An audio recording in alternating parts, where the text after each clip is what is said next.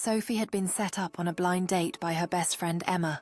She had been nervous all day, wondering who this mysterious man was and what he would be like. Emma had promised that he was charming, handsome, and had a great sense of humor. Sophie arrived at the restaurant early, hoping to calm her nerves with a glass of wine. As she waited, she looked around trying to guess which man at the restaurant might be her date. Just then, a man walked up to her table smiling. He looked vaguely familiar, but Sophie couldn't quite place him. "Hi, I'm Ben," he said, extending his hand. Sophie shook his hand, feeling a little relieved that he seemed nice. "I'm Sophie," she said. As they sat down, Sophie tried to make small talk, but she quickly realized that something was off.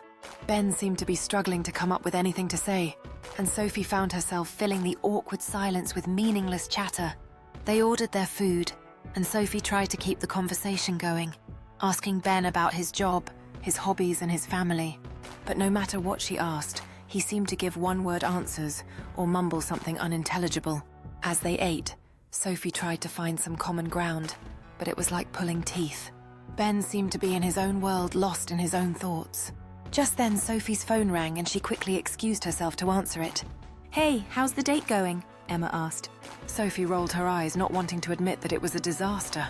"It's fine, I guess," she said, trying to sound optimistic. "Well, I'm glad you're having fun," Emma said, sounding oblivious to Sophie's discomfort. Sophie hung up and returned to the table, hoping that the date would be over soon. As they finished their meal, Sophie tried to come up with an excuse to leave.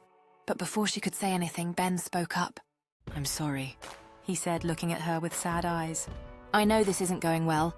I'm just really nervous and I don't know what to say." Sophie felt a pang of sympathy for him. Maybe he wasn't such a bad guy after all. "It's okay," she said, smiling. "I'm nervous too." They both laughed, and suddenly the tension in the air dissipated. They began to talk more freely, sharing stories and jokes.